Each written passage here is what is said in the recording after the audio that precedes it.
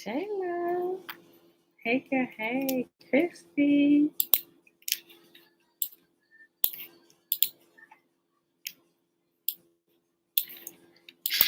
Okay, let's go. You know the cowboy. Hey, girl. Hey. All right, all that in order. Let's bring this up. Belinda Brown. Hey, Auntie.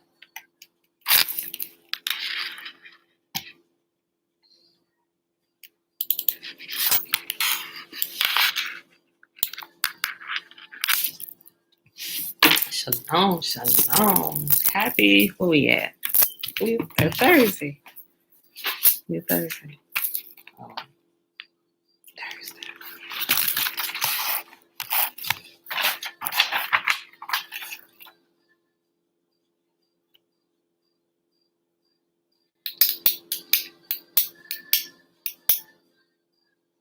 Oh, it threw me off because I wrote a note in here. I forgot I wrote this a note here. Okay. I need to adjust this.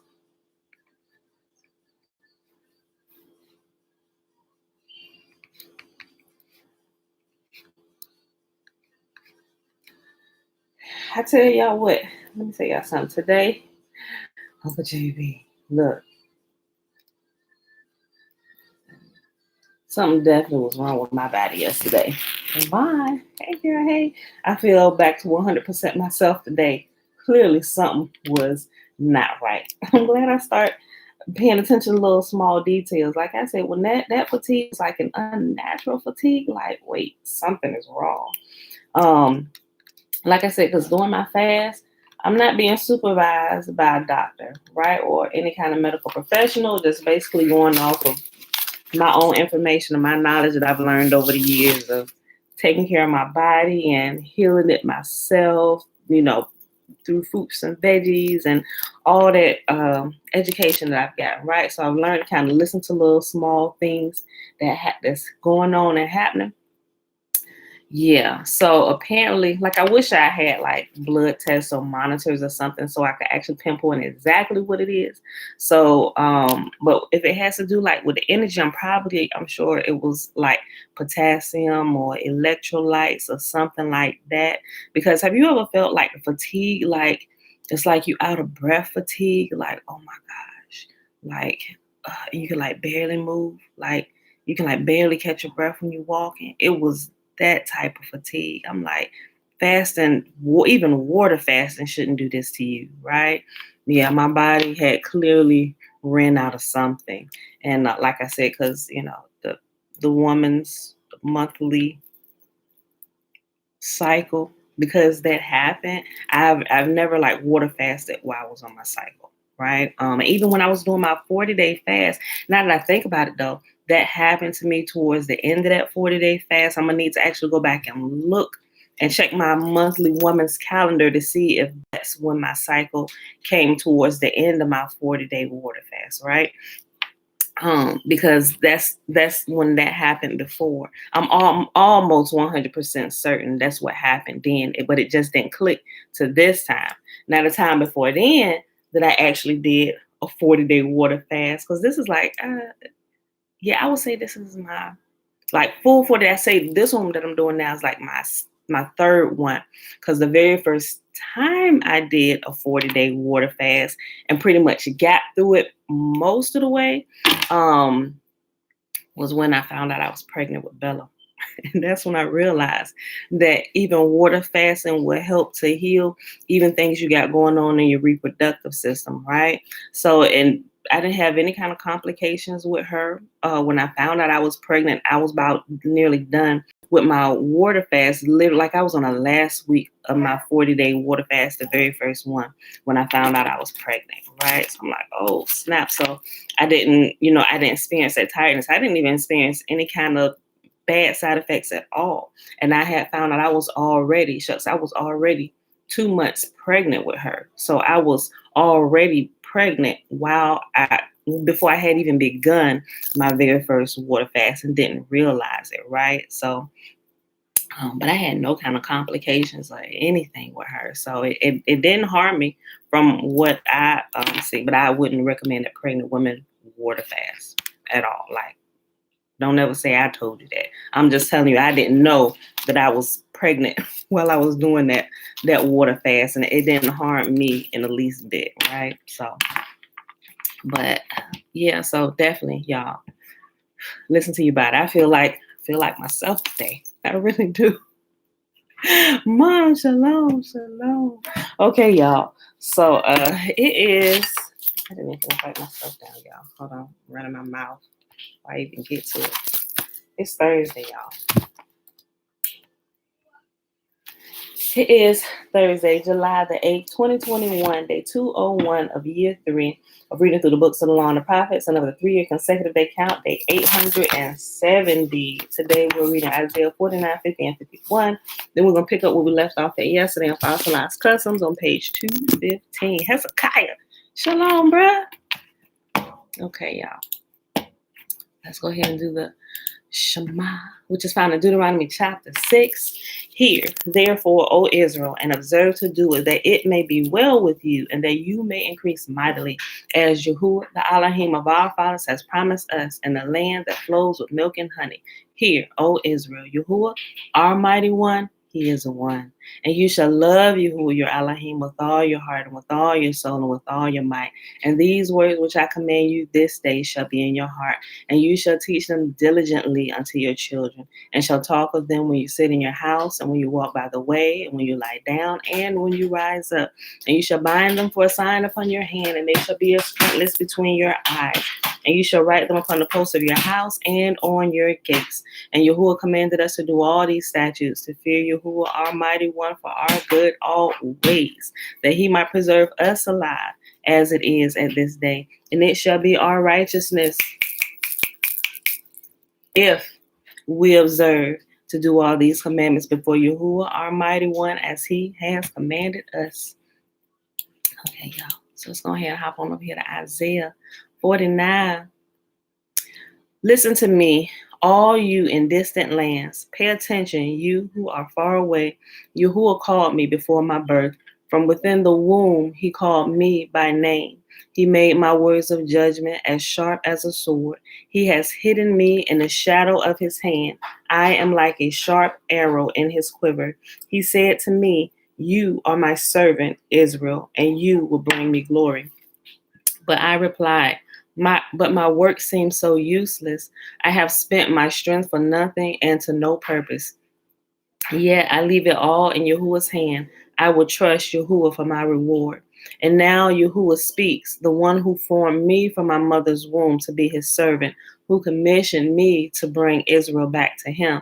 Now he's talking to a prophet who sometimes he'll single out the prophets and just call the prophet Israel or Judah, or he'll call them by their name like Isaiah.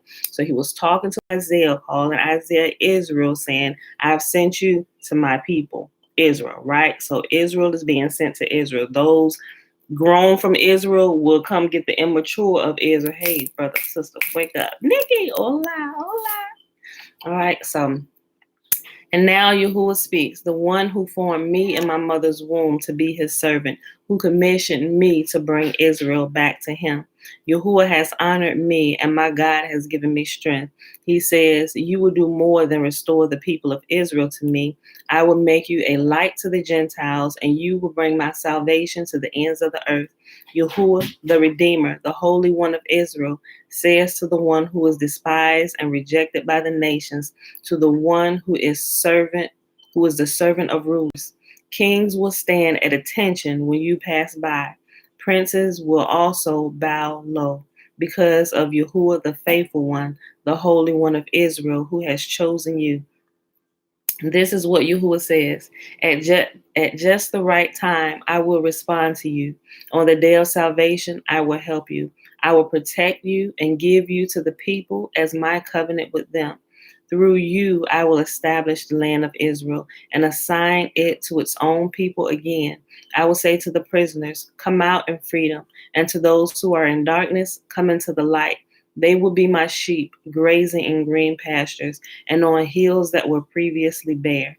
They will neither hunger nor thirst. The searing sun will not reach them anymore. For Yahuwah in his mercy will lead them. He will lead them beside cool waters. And I will make my mountains into level paths for them. The highways will be raised above the valleys. See, my people will return from far away, from lands to the north and west, and from far as south Egypt. And from as far south as Egypt. Sing for joy, O heavens. Rejoice, O earth. Burst into song, O mountains. For Yahuwah has comforted his people and will have compassion on them in their suffering. Yet Jerusalem says, Yahuwah has deserted us. Yahuwah has forgotten us. Never. Can a mother forget her nursing child? Can she feel no love for the child she has borne? But even if that were possible, I would not forget you. See, I have written your name on the palms of my hands. Always in my mind is a picture of Jerusalem's wall in ruins. Soon your descendants will come back, and all who are trying to destroy you will go away. Look around you and see, for all your children will come back to you. As surely as I live, says Yahuwah, they will be like jewels or bridal ornaments for you to display. Even the most desolate parts of your abandoned land will soon be crowded with your people. Your enemies who enslaved you will be far away. The generations born into exile will return and say, we need more room. It's crowded here. Then you will think to yourself, who has given me all these descendants? For most of my children were killed, and the rest were carried into exile. I was left here all alone. Where did all these people come from? Who bore these children? Who raised them for me? So it's talking about when salvation has happened for Israel, right? Not that we're swooped up out of here, taken to the sweet by and by off up into heaven in the galaxy somewhere. No, back to a physical land here on the earth, right? All right, Jerusalem or the land is in complete joy because her sons and daughters are returning, right? The descendants of Jacob. I'll read it again. Even the most desolate parts of your abandoned land will soon be crowded with your people. Your enemies who enslaved you will be far away. The generations born in exile will return and say, we need more room. It's crowded here. That land ain't overcrowded now, especially even that little sliver where people who are claiming to be true Israel, they ain't overrunning nothing, right? The generations born in exile will return and say, we need more room. It's crowded here. Then you will think of yourself, then you will think to yourself, who has given me all these descendants? For most of my children were killed, and the rest were carried away into exile.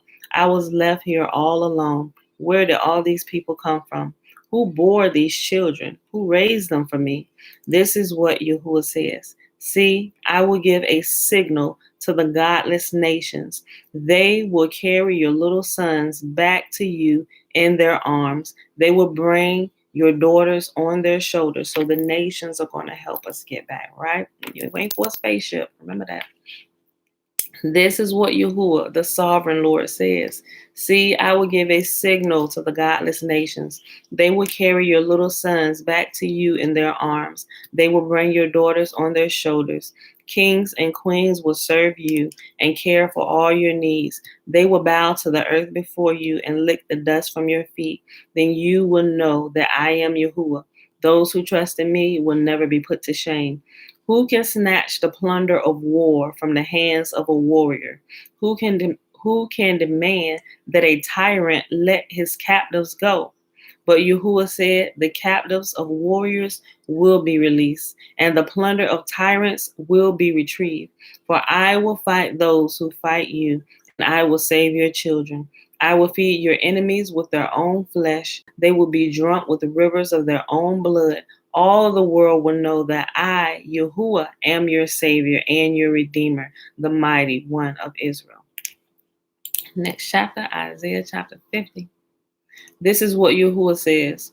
Was your mother sent away because I divorced her? Did I sell you as slaves to my creditors? No, you were sold because of your sins, and your mother too was taken because of your sins. Why was no one there when I came? Why didn't anyone answer when I called? Is it because I have no power to rescue? No, that is not the reason. For I can speak to the sea and make it dry up. I can turn rivers and deserts. I can turn rivers into deserts covered with dying fish. I dress the skies in darkness, covering them with clothes of mourning. Yahuwah has given me his words of wisdom so that I know how to comfort the weary. Morning by morning, he wakens me and opens my understanding to his will. The sovereign Lord has spoken to me, and I have listened. I have not rebelled or turned away. I offered my back to those who beat me, and my cheeks to those who pull out my beard. I did not hide my face from mockery and spitting, because the sovereign Lord Yahuwah helps me. I will not be disgraced. Therefore, I have set my face like a stone, determined to do his will, and I know that I will not be put to shame. He who gives me justice is near. Who would dare to bring charges against me now? Where are my accusers? Let them appear. See, the sovereign Lord Yahuwah is on my side. Who will declare me guilty? All my enemies will be destroyed, like old clothes that have been eaten by moths. Who among you fears Yahuwah and obeys his servant? If you are walking in darkness, in Yahuwah and rely on your God. But watch out, you who live in your own light, and warm yourselves by your own fires. This is the reward you receive from me. You will soon fall down in great torment. Last chapter for today, Isaiah chapter 51. Listen to me, all who hope for deliverance, all who seek Yahuwah. Consider the rock from which you were cut, the quarry from which you were mined. Yes, think about Abraham, your ancestor, and Sarah, who gave birth to your nation. Abraham was only one man when I called him, but when I blessed him, he became a great nation. Yahuwah will comfort Israel again and have pity on her ruins. Her desert will blossom like Eden, her barren wilderness like the garden of Yahuwah. Joy and gladness will be found there. Songs of thanksgiving will fill the air. Listen to me, my people. Hear me, Israel, for my law will be proclaimed, and my justice will become a light to the nations. My mercy and justice are coming soon. My salvation is on the way. My strong arm will bring justice to the nations. All distant lands will look to me and wait in hope for my powerful arm.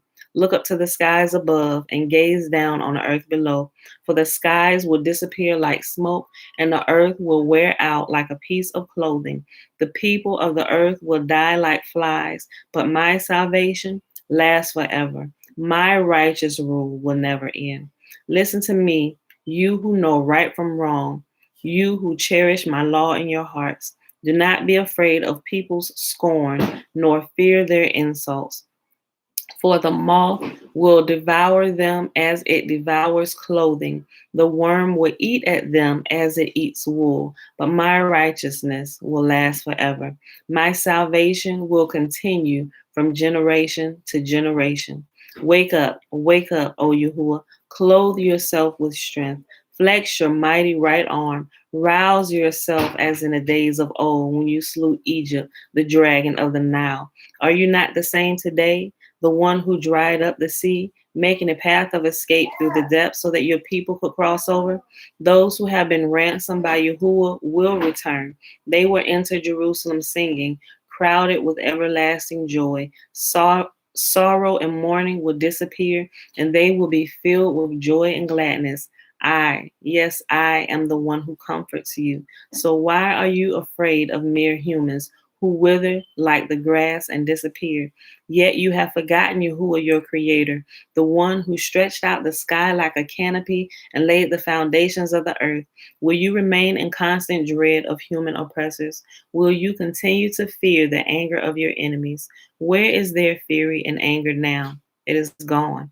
Soon, all you captives will be released. Imprisonment, starvation, and death will not be your fate. For I am Yahuwah, your God, who stirs up the sea, causing its waves to roar. My name is Yahuwah, the God of heaven's armies, and I have put my words in your mouth and have hidden you safely in my hand.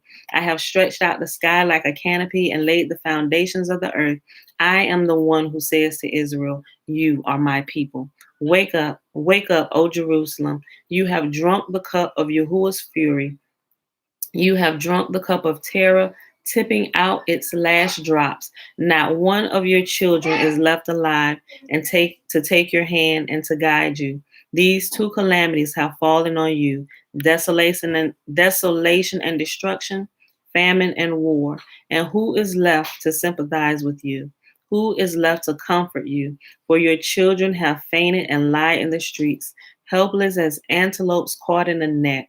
Yahuwah has poured out his fury. Yahuwah has rebuked them. But now, listen to this, you afflicted ones who sit in a drunken stupor, though not from drinking wine. This is what the sovereign Lord, Yahuwah, your God and defender, says. See, I have taken the terrible cup from your hands, and you will drink no more of my fury. Instead, I will hand that cup to your tormentors, those who said we will trample you into the dust and walk on your backs. And that, my beautiful people, is our reading for today. That was Isaiah 49, 50, and 51. So Yahuwah said he's going to do a flip-flop. And all that has been happening to Israel will begin to happen to Israel's captors, those ones who has held his people captive, right? And he always does it that way. Okay, so let's pick up where we left off at yesterday. Shatera. Shalom, sis. Okay. So we paused on page 215. Just a little bit before the middle of the page, we stopped at the sentence after that first paragraph with, it is we who have changed, right? Okay. Let's move to the next paragraph.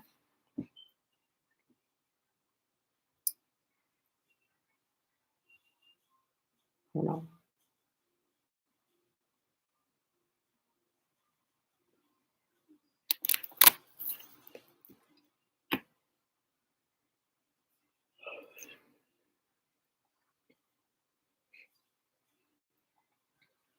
So I'm gonna read this, right?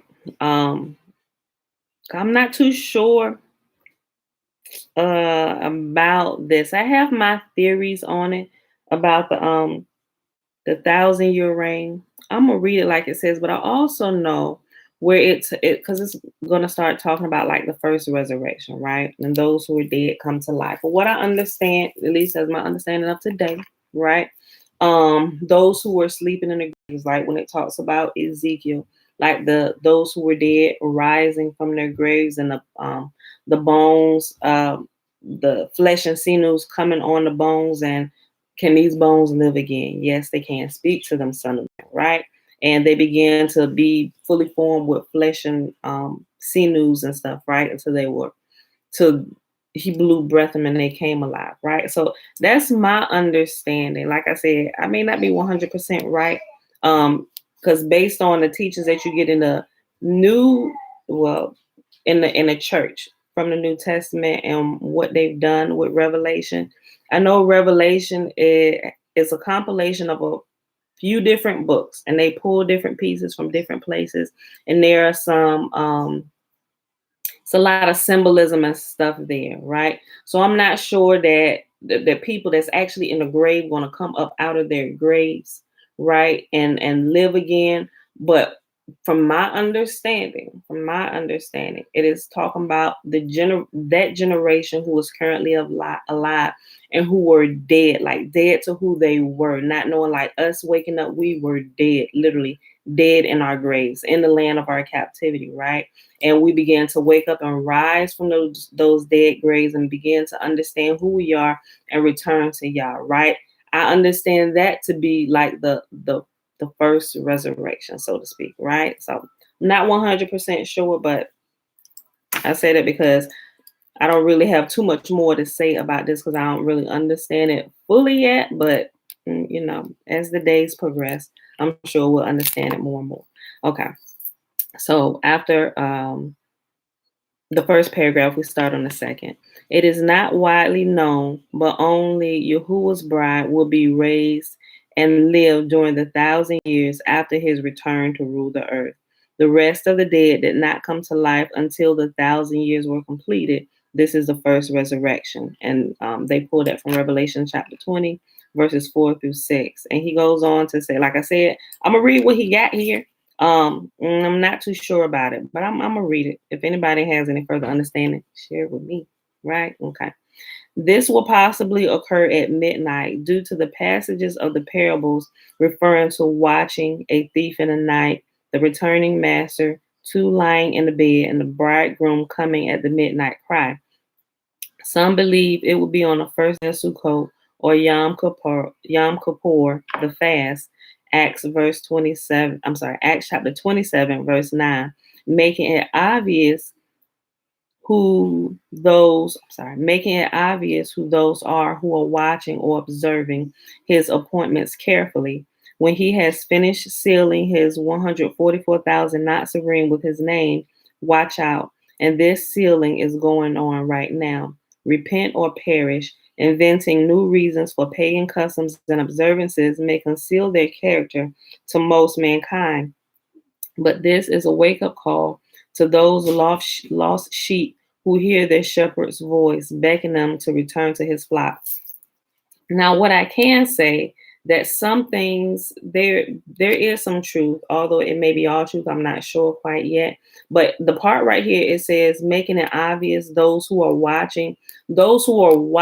He's if you didn't get it, it's obvious those who are watching, because those who are watching are those who are actually keeping the feast, right? So if something was going to happen, we would be more aware of the time frame where it would happen, because certain things can't happen during certain periods. It's just obvious, like the way different things will happen. Like, so the Sabbath, right? Yahuwah tells us to be in our own places on the Sabbath. So if something was going to happen or was not going to happen, we know who it would happen to and who it would not happen to, right?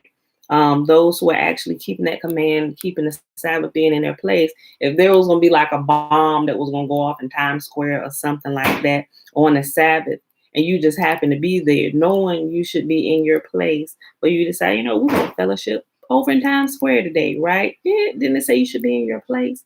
Right? Then you would be out of place and you would prematurely die because you're out of your place because you weren't keeping the command, if that makes sense, right? So we'll make it obvious those who are watching. Those who are watching are actually those who are keeping Yahuwah's command, right? And keeping to the things that Yahuwah has said to do. So I just want to bring out that point, right? Okay. When he has finished sealing his 144,000 Nazarene with his name, watch out. And this sealing is going on right now. Repent or perish. Inventing new reasons for pagan customs and observances may conceal their character to most of mankind. But this is a wake up call to those lost sheep who hear their shepherd's voice beckoning them to return to his flock. His voice sounds different than human tradition teachings. If you are being called, your heart recognizes his voice and you follow it and obey it. He told us at Hosea chapter 2, verses 16 and 17, that you will call me Ishi, which means my husband, and will no longer call me Bali, which is my Lord. For I will remove the names of the Baals from her mouth so that they will be mentioned by their names no more. And here is, when I read this, let me take a sip of this, my coconut water, y'all. So when I read this, like I kind of when I first started waking up, I kind of really used to be hard on a lot of people, calling them by the wrong name. I was a little ignorant, right? I probably was a lot ignorant, right? But I wasn't disrespectful with it. When I came across this and I realized some people will still call Yahuwah by other names until the complete salvation of Israel happens. I realized that when I read this in Hosea, right? Because he said at that time that those who were still calling him by other names, he's going to completely remove all those other names from their mouths, right? Because remember, he commanded us not to even speak names of other gods. They should not even be found upon our lips. We shouldn't say it at all, right?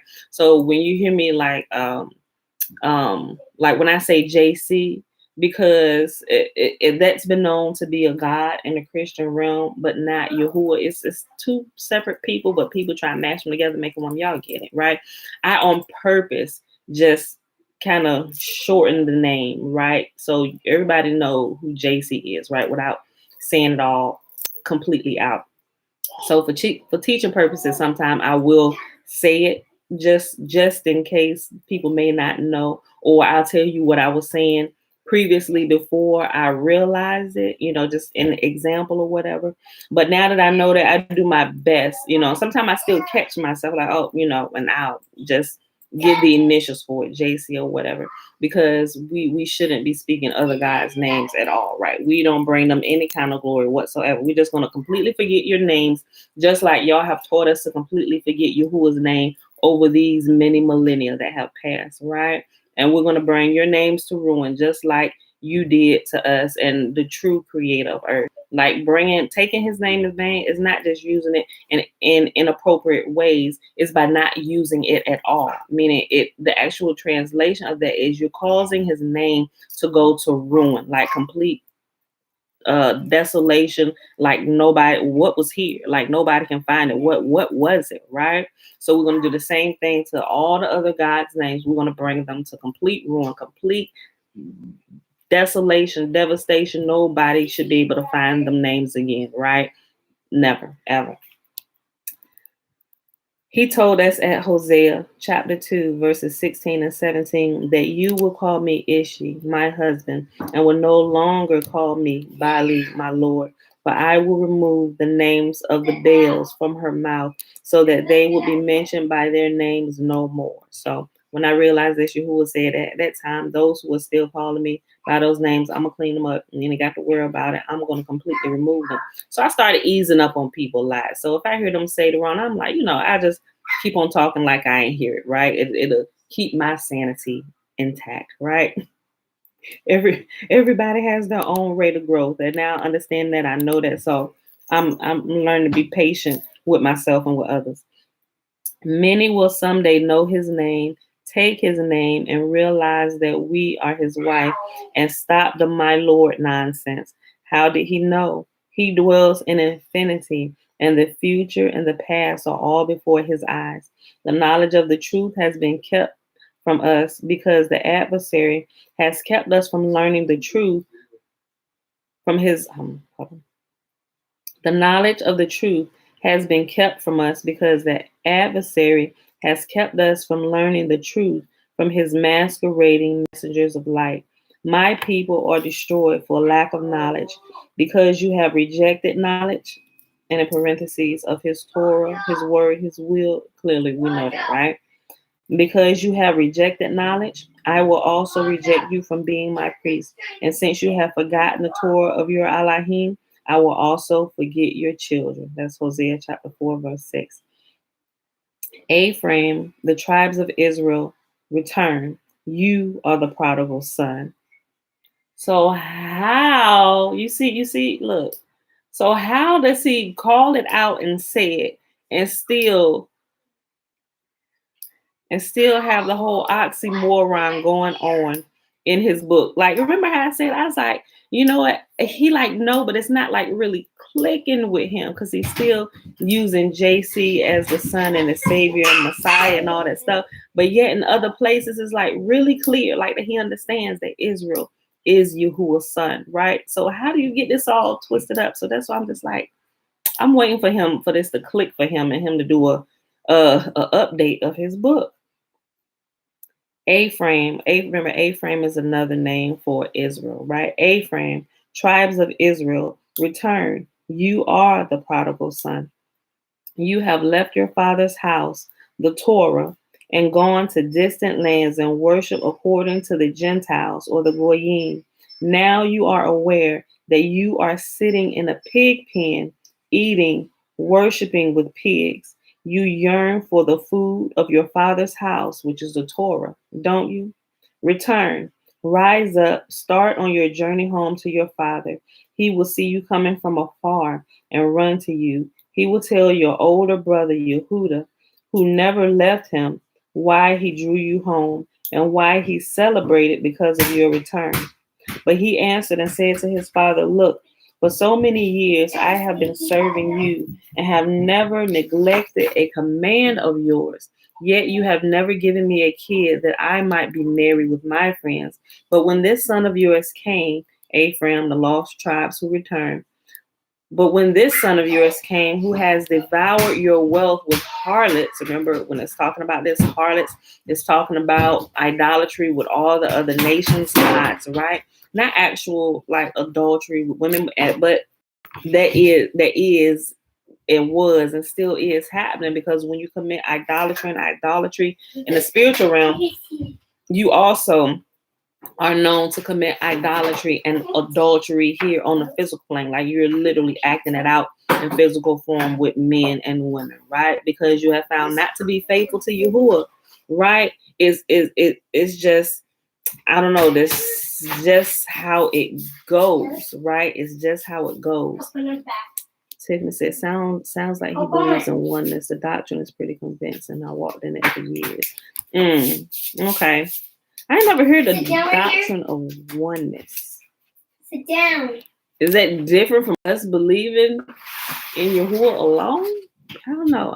Doctrine of oneness. I ain't never heard of that, Tiffany. But he's still mixing stuff though.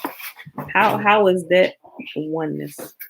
Okay, I'll come back to it. Answer and I'll come back to it. Hold on. Jackson. Hey, chill, Bella.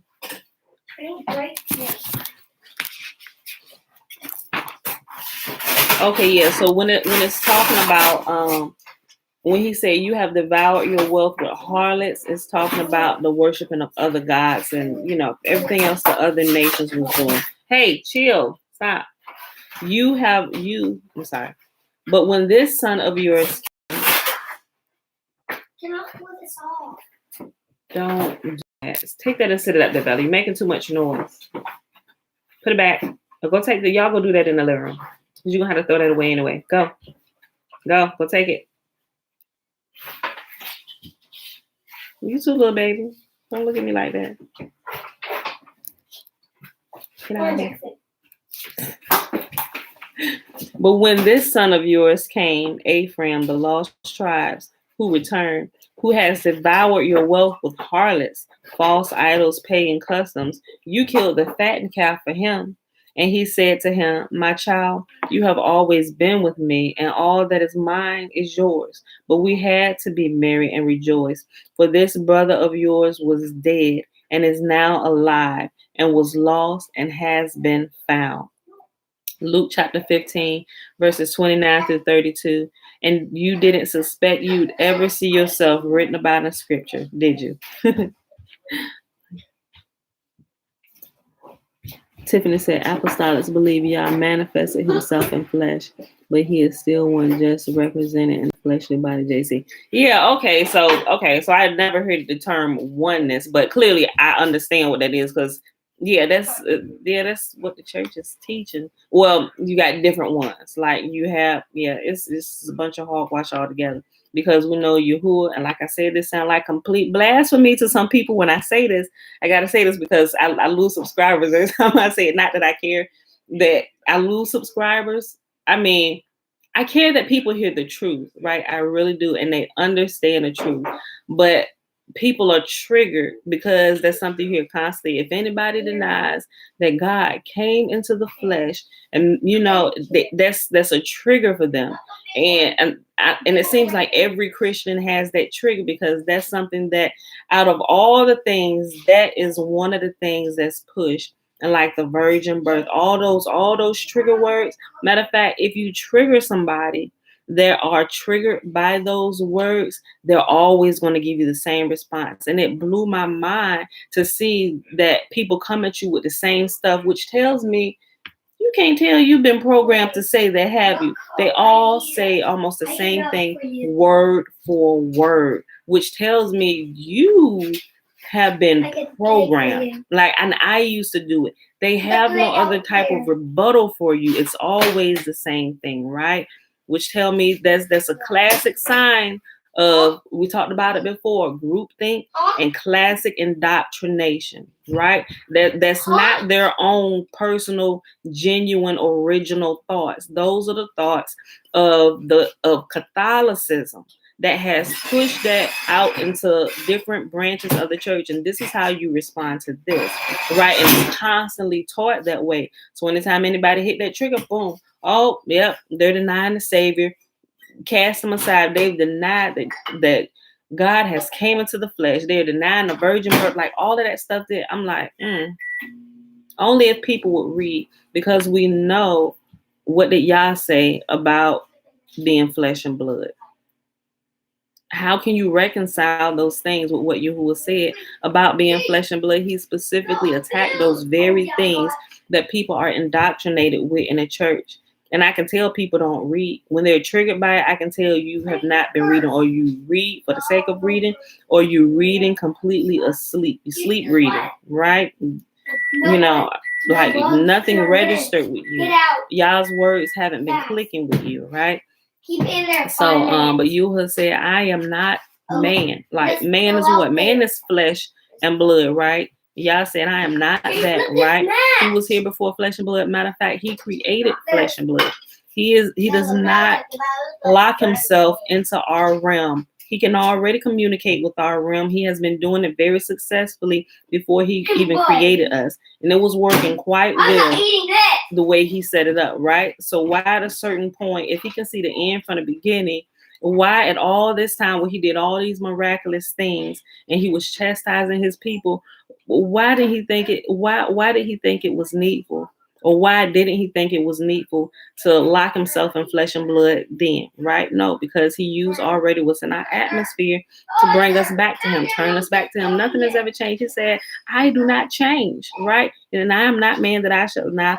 I'm not man that I should lie, neither am I the son of man that I should have need to repent, right? So that clearly tells us that he did not manifest himself in flesh and blood. He did not manifest himself in the flesh, right? And that's the trigger word. That Yah did not come in the flesh, right? Cut her off. Like, and a lot of people, they were like, yep, I lost him there again. I just explained it and gave you the references, the scriptures. I didn't give you the actual reference word like Genesis or whatever. You can go find that, but you can take what I said and put it in Google and it'll give you the scripture reference where you can go to, right? Just go look it up, right? I'm just saying, hey guys, just do your own due diligence, right? And stop being puppeted around, because a lot of people are still puppeted. Those thoughts that they're having, even the negative thoughts that I know some people have against me for saying some things and saying I've gone off the deep end or whatever, I realize it's a lot of people that says that about different people who began to speak the truth. And what, like I said, what blows my mind is they all say the same thing. Like, did y'all have a meeting to say this is what we're going to say about people like this? No, they didn't. It's indoctrination. It's been given to them through the teachings from the church, right? They already know to say it. It's crazy how it happens. Go test that with, like, seriously, go test that and see and write down the responses, like record them with your phone and then listen to all of them and see if they're not saying the same thing. They are all saying the same thing. And that should make you pause and think about some stuff. Wait a minute. Y'all all got the same almost exact rebuttal, almost word for word. Something's wrong. Something's wrong. You have been taught to say that. You have been programmed to say that about people who are trying to wake you up, right? No, call them the Antichrist. Don't, it's trying to get you completely not looking in our direction. Oh, they're the Antichrist. They're denying the Savior. So now that I understand that, I can be patient with people. I ain't chopping their head off. I ain't hollering at them because I know you've been programmed, right? Your matrix program hasn't been broken yet, right? But I'm gonna keep prodding away at this. Maybe you'll see some light. Maybe the light of day, right? Maybe. If not here, maybe somewhere else down the road with somebody else. But I've watered you a little bit. Hold on. But when this son of yours came, Ephraim, the lost tribes who returned, who has devoured your wealth with harlots, which are false idols and pagan customs, you've killed the fattened calf for him And he said to him, my child, you have always been with me, and all that is mine is yours. But we had to be merry and rejoice, for this brother of yours was dead and is now alive, and was lost and has been found. Luke chapter 15, verses 29 through 32. And a lot of times you can see the different references, just like earlier when I was talking about those who were dead will rise, when it was talking about the 1,000-year reign. That's why I say I'm not necessarily sure that that means actually those that are dead in the grave are going to rise. It's those who are on the earth that are walking like zombies, completely asleep. Those who come to the realization and wake up to the truth. People who are walking around ignorant and zombie and indoctrination, they are dead. Those are considered the dead, literally the walking dead or the living dead, right? And those of us who wake up, those of us who become living. Now we are alive. We're alive to the truth and we're walking the truth. And he said to him, my child, you have always been with me, and all that is mine is yours. But we had to be merry and rejoice, for this brother of yours was dead and is now alive, and was lost and has been found. Luke chapter 15, 29 through 32. And you didn't suspect you'd ever see yourself written about in scripture, did you? Paul was overwhelmed with grief after his conversion and lived with a pain he called a thorn. Most likely, this thorn was the daily knowledge that he had hunted down Nazarene and caused them to be put to death because they pronounced the name. What else could be worse? Bad eyesight? He then spent the rest of his life in the he spent the rest of his life in the flesh, spreading the name and the message of the reign of Yahuwah. All right, this next section is called A Sabbath's Distance. First, let me say that meeting together with other saints is very important for edification. This little study brings up points on how we have been used in a power play by ravenous wolves who have enslaved our mind with deceptions. There is not a specific Sabbath distance in the Torah as a commandment to keep. However, we are specifically told to stay in our place on Sabbath. Exodus chapter 16, 29. This means your vicinity. Consider that we're not to ride on our animal, because the commandment says not to make our animals work in any way. The providing of the manna in the wilderness was used to teach Israel how to observe Sabbath, which they had not done during their 430-year captivity in Egypt or Mitzrayim. Manna is Hebrew, meaning what is it? Concerning the gathering of manna, the camps of Israel had to walk some distance away to find enough to eat for the day. It wasn't just lying around a few feet from their tents or their sukkahs. Look closely at this passage. See, Yahuwah has given you the Sabbath. Therefore, he gives you bread for 2 days on the 6th. Remain every man in his place. Let no man go out of his place on the 7th day. Exodus chapter 16, 29. This text spells out the fact that there is no reason for us to have to go anywhere on a Sabbath. Neither is there any command for everyone gathering to hear Torah every week. Although the English word convocation is used in reference to weekly and certain annual Sabbaths, the Hebrew word is mikra. And the I guess this is the Strong's meaning for it, 47, number 4744, which is derived from number 7121 and comes from the root word kora, number 7121, means to call, announce, or to proclaim. This root has no use or meaning of gathering together whatsoever. It can mean cry, shout, dictate, or call. A gathering or council is the Hebrew word sad, and you can find that in the Hebrew strong, yeah. And if you have a Strong's, it's like Strong's numbers, right? In the concordance. If you ever use that or use the online one, when I say the numbers, you know what I'm talking about, because you can just put that number in, and side is found in 5475, and it'll bring up everything about it. The Hebrew definition is etymology and the English translation. A gathering or council is the Hebrew word sod, S-O-D, and that's number 5475. To assemble is the Hebrew word kabatz, number 6908. The Hebrew word yad, Y-A-A-D, is number 3259, is used at Numbers chapter 10, verse 3, and is specifically a summoned gathering, a meeting together. And this was for the leaders of the congregation to come together to prepare to set out. None of these words meaning to meet together are used in association with how to observe the Sabbath, right? So y'all stay in your home. We're not required to get out here. Like I found it. Let me tell you a little small example. When I started keeping the commandments, or when we started keeping the commandments, we were going to Shabbat services, right? So it was like, okay, well, we're not going to Sunday services anymore. So we was probably doing it the wrong way. Stop going to the church and maybe going to like the temple or the synagogue. Right?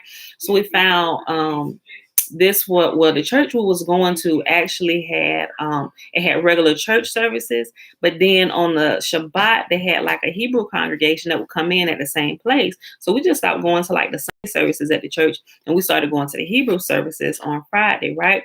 But the more I read it, and then they would bring it out sometime and read it, I'm like, okay, so this seems like we're preparing for the day. It seems like having to get up, get dressed, and then get out of here on time. And it seemed like, not that it's work, but it's like, man, we gotta go. And if somebody taking a sweet time now, you're getting frustrated. You hurry up, we're supposed to be leaving, we're gonna be late, and different stuff like that. It seemed like there was just too much work. We're supposed to be chilling out. Why we got it? Not that I was looking for a reason not to go anywhere, but I used to just have those questions, but we would still get up and go until it just became like too much, because then when you get in there, it was just like different things, right? The different things that used to bug me. And at first I thought maybe I'm just doing too much. Maybe it's me. Maybe, like I said, maybe I'm really rebellious and just don't want to do any of this at all. But it was bothering me. Although I wasn't making a big fuss about it, I would constantly think about it. I'm like, well, we live here, but we got to drive all the way over here. And if they ain't supposed to ride on their animals, or the animals supposed to rest, although we're not riding on animals, our horses are vehicles. I think that probably that's the same principle still applying. We probably shouldn't be driving, right? Because then and it's Friday, and where we live is a lot of traffic, and where we was coming from, we got to sit in traffic, so we got to leave a little bit early. That's more frustration sometimes, sitting in traffic. And what if it's an accident? Now you're really gonna be late because of somebody else's foolishness. All of these things, I would literally sit and think about all of this stuff. I'm like, you know what? This is too much. I said, Father, you said stay in your place. I said, you know what? If I got this wrong, if I'm understanding this wrong, help me. I said, but we're going to start staying in our own place, right? I'm like, and if it's absolutely that serious where I need to hear what they're saying, then we'll just, because they live stream, we'll cut on their live stream, right? We'll cut on live stream, but at least we're not breaking what I feel we would be breaking going against this, because it says stay in your place. We can stay in our place and still kind of cut them on and watch them. So that's what we did, right? Until things just got redundant, right? And it's like a certain point, it's like when you at a place and you get all that you need to grow, if you stay there, it becomes a place of frustration, because you move past this level, you need to grow more, right? So you move.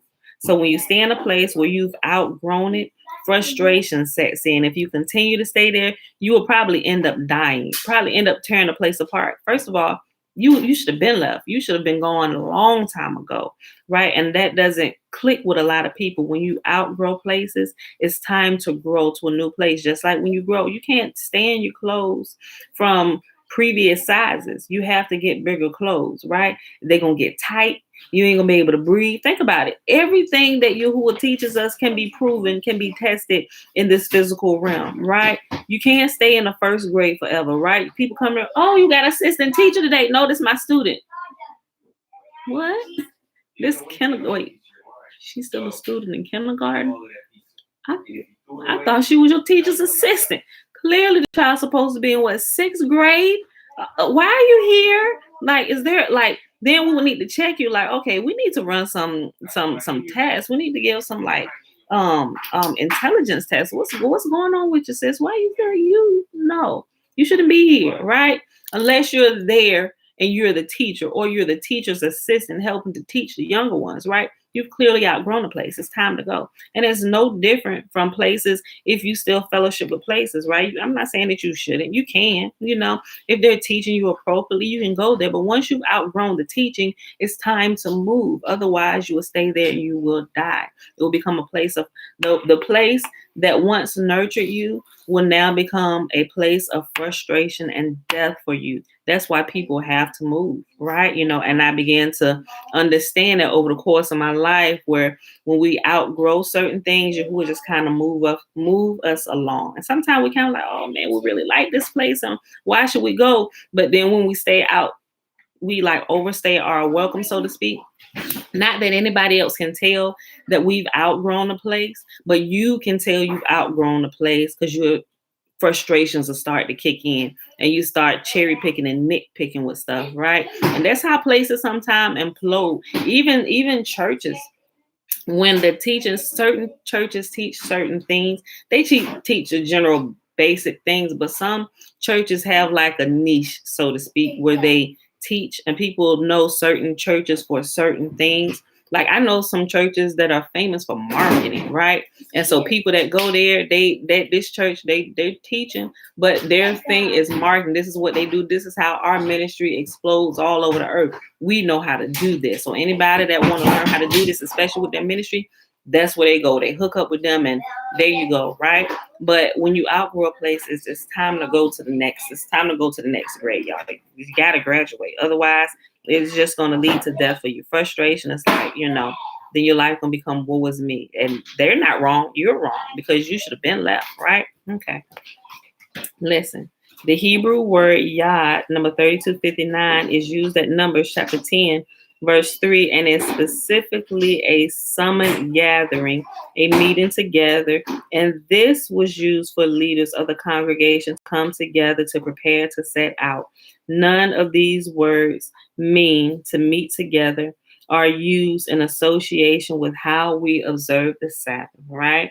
Which is why a lot of frustration kicks in because we were not required to all meet together. This was strictly a leadership thing, right? And so when we go back and we do the proper etymology of different words, we'll realize, oh, we need to congregate together. We stay in our own place, do this with our family, within our own vicinity, within our own home, right? What they were talking about, they actually use the word where we all need to meet up together. Come on, we need to muster, right? But that was specifically for the leaders so they can get the information. All right, now let's set out. It's time to move out, lead the people here, or whether they going out by themselves, right? It's good sometimes to do some light research. It'll save us a lot of frustration. None of these words meaning to meet together are used in association with how to observe the Sabbath. I thought this was odd considering how we're programmed, but it started to make sense. Sabbath is a perfect day to read Torah, but so is every day. Common sense tells us that if we find ourselves needing to go on a long journey to be with others, we've missed. Hey, chill. Common sense tells us, Bella, close it. You can see it. Common sense tells us that if we find ourselves needing to go on a long journey to be with others, we've missed the point of the day of rest. The command is to have a mikra kodesh, a set apart proclaiming to rest is what to be. Hold on.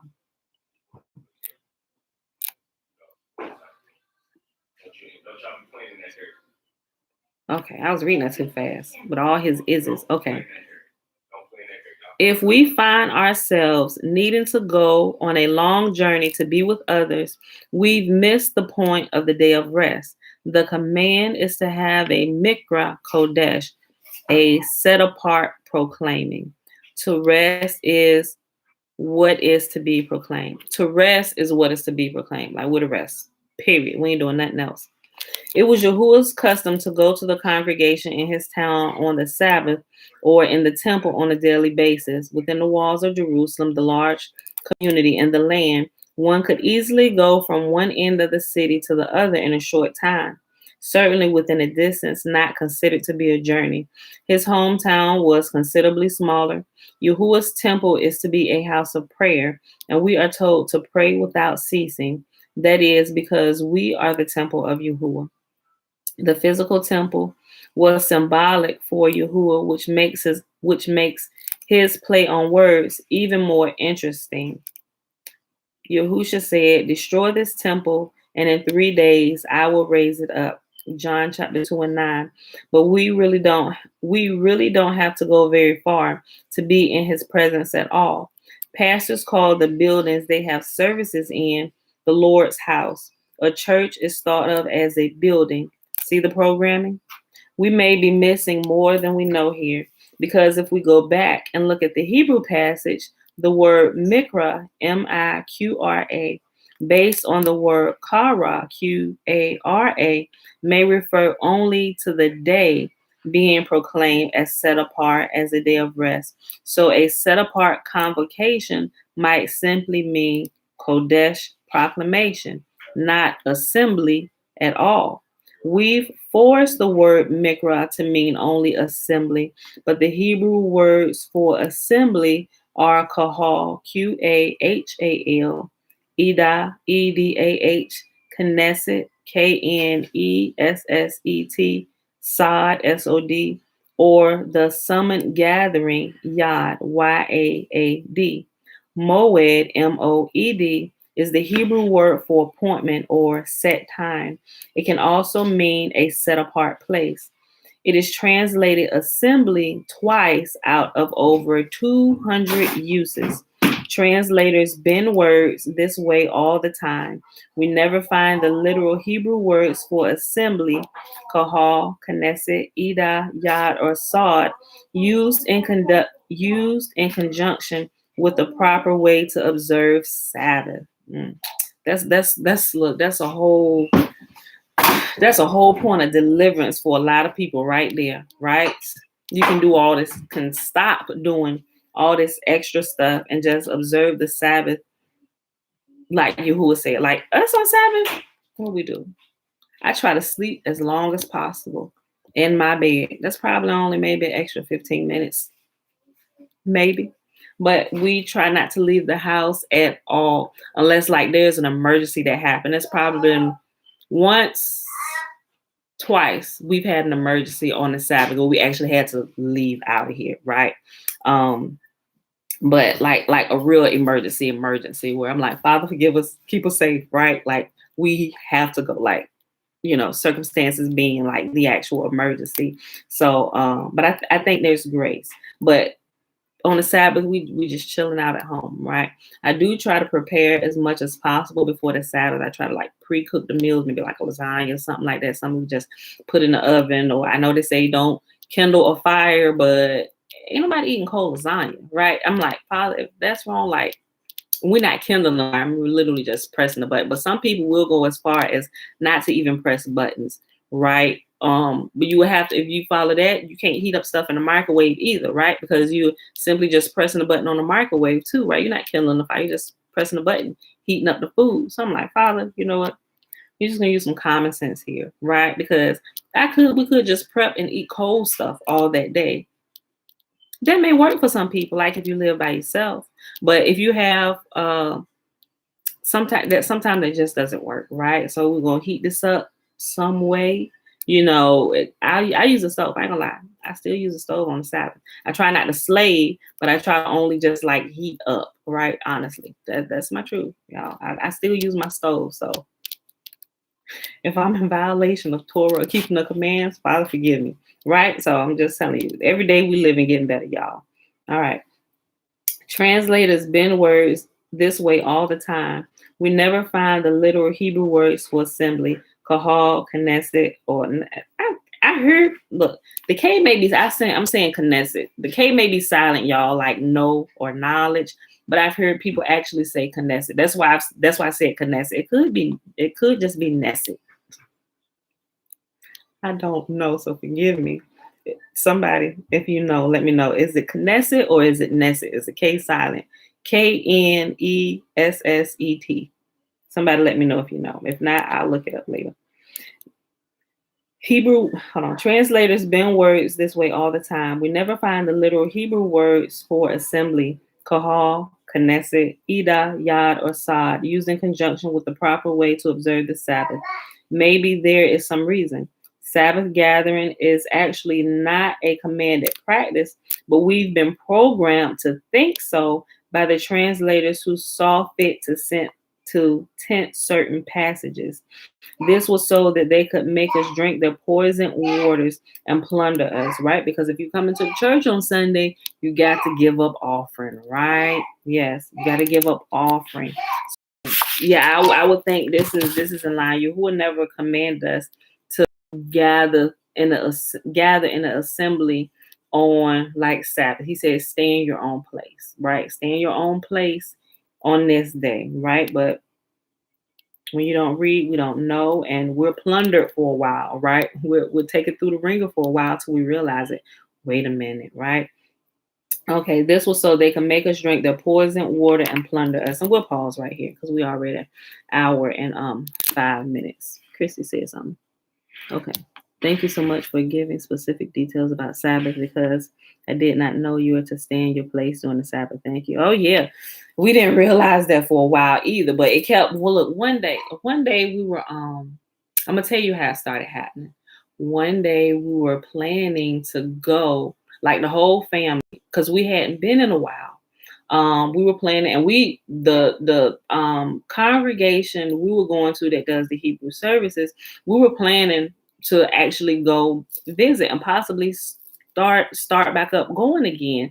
But we had talked about it earlier in the week, and I talked to my husband, like, yeah, we'll go visit, so we'll go check it out, because I like it. They have like, they sit at like little children's church or whatever, so it's cool. But I'm of the mindset now, let my children be with me. I don't know what y'all teaching off in a back room somewhere. Yeah, they could be playing, but yeah, I don't quite know about that, so they gonna sit with us, right?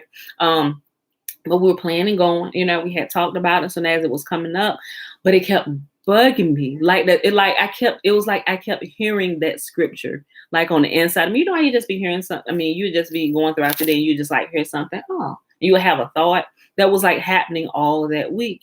Stay in your place on the Sabbath, right? And we had already been doing it just by default because we just like, shoot, we tired. It's too much. We're gonna stay home, right? We was already doing it out of frustration. But as we were actually planning to go back and pick that practice back up, it just all that week, it was like, stay in your place on the Sabbath. Yeah, come and go on about your day. And when we talk about it, okay, we still going, yep. I no sooner than the conversation end, stay in your place on the Sabbath. I was like, you know what? I know that's in there. So let me go look and finally I looked it up by Thursday. The Sabbath service or Shabbat service was Friday night, right? So Thursday I looked it up. I was like, oh, wait, do say this. Stay in your place on the Sabbath. I'm like, but how was that? I was like, well, how do people ever gonna get together? And because I'm still transitioning out of the teaching and doctrine of the church. Mind you, I'd already come out the church and now it's more like Hebrew root stuff and attending like Hebrew classes and things like that. I'm like, well, okay. I was like, so, but it's still like, I was like, something is, I don't know. I'm like, Father, I don't know why I keep hearing this. I'm sure I'm hearing this for some reason. I'm like, okay, so are you telling us not to go? And now, so first thing, okay, should I not go? Was it something they teaching wrong now? Something you don't want us going there specifically? Or should we just like all together, like stop? And so I shared with my husband. He was like, well, okay, we can stay home. I don't mind, So I'm like, well, okay, but we didn't go. We actually stayed home, but I was wondering, so I'm looking, so I go, I pulled up the service because it's streaming and I'm looking first. I'm like, well, maybe something gonna happen, so I watched the whole service, not even really paying attention. I'm just watching for things, watching for flinches in the teacher's eyes or something happened in the background. I'm thinking maybe he didn't want us to go because something was gonna happen that night or whatever, but nothing. It was just like the normal stuff. Like, why would you tell us not to go? But then still that same stay in your place on Sabbath. It's simply the principle. And I think what Yahuwah was teaching us is like to do what he says, just like he was training them when the Sabbath was by not giving manna on the seventh day, by giving them a double portion on the sixth day. he was training them to observe it the proper way. This is what you do. Even if you go out here, you're going to be frustrated because you're not going to find anything. Nothing is going to be here on this day. You know how I've set the cycles? Nothing is going to be out here for you on this day. Everything you're going to need this day will be found in your home. You would have already gathered it throughout the week, right? You know, so I think that was a principle he's still getting us back on track. Just stay home on this day, right? Ain't nothing happening in the world that you need to see this day. Stay home, right? So now that's what I think. He's just really trying to get us to be obedient in just the small things. And nothing probably ever happened that day. I think it was just a personal teaching thing and understanding for us that, hey, because I used to bring it up. I was talking to my mom, my sister, when I first started. I was like, something like, y'all, I don't think we're supposed to go nowhere on the Sabbath. It says stay in your place on the Sabbath, so we just kind of threw it around a little bit. I'm like, okay, and we just started doing it. We just gonna stay in our place on the Sabbath, right?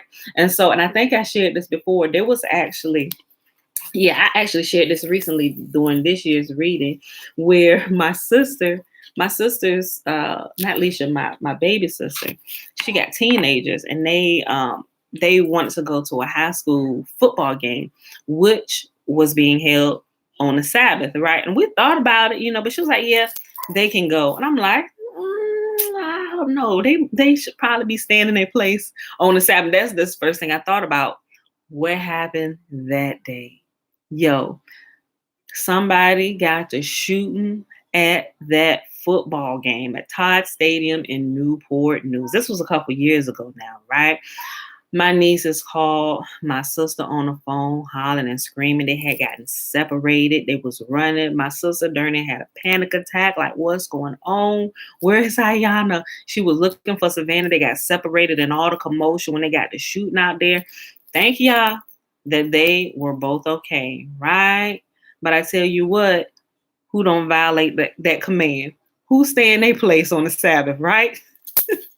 I'm telling you, I'm just like, whoo, so it's too much happening, right? So some people like, oh, it's too much. I'm like, yeah, okay. Well, ain't nothing wrong with staying in the house, resting all day long. And we just happen to do it on the day Yahuwah say do it, right? And that's why we take great strides in actually locating the actual day of the true Sabbath. And when we got up, we was like, wait a minute, we think the Sabbath is actually rotating, not rotating from Yahuwah's standpoint, but from the Gregorian calendar standpoint, it will have to rotate. If Yahuwah's calendar is fixed, right, and it doesn't move, but the Gregorian calendar moves, right, in order to keep it fixed on Yahuwah's calendar, like if the Sabbath is here, and if we're no longer looking at this, but we can identify this by certain days on this and moon cycles, whenever we get to here, we need to adjust over here to make sure we stay here, right? To make sure we always keep it on this day when it gets here on Yahuwah's calendar. So, but here it can fall on any of these days. So whatever day it falls on here, it needs to match up with the day that it falls on here to make sure we're keeping it on the exact day, right? So that's why I'm a little, I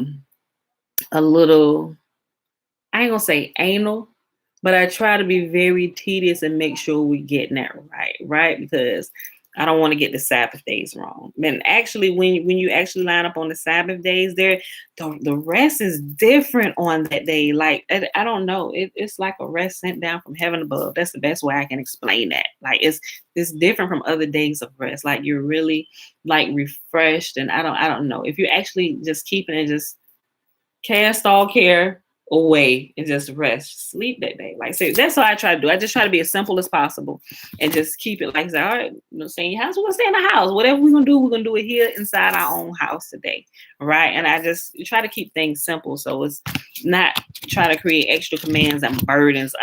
It's unnecessary, right? Okay. So with that being said, y'all, tomorrow is the Sabbath, and we are looking for the new moon the next month, which we will be entering into the 5th month of this year. So we will be looking for that this Saturday, right?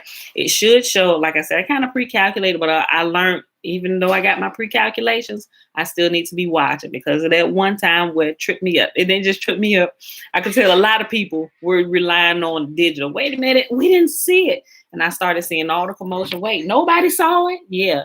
Everybody had gotten lazy, relying on technology. Technology is great, right? But it can be flawed because technology is programmed by flawed beings, right? You're only gonna get out what you put in. If you put it in wrong, you're gonna get out wrong input, right? So we gotta still physically watch and make sure our data is correct, right? And we're just as needed. So y'all, it is Thursday, July the 8th, 2021, day 201 of year 3, reading through the books of the law and the prophets, another 3-year consecutive day count, day 870. Guys, we read Isaiah 49, 50, and 51. We read Fossilized Customs, page 215, all the way to page 217. I hope you all enjoyed the reading today. So let's go ahead and do the blessing, which is found in Numbers chapter 6, verses 22 through 27. Remember the first 21 verses? Is a Nazarite vow. Man or woman can take it.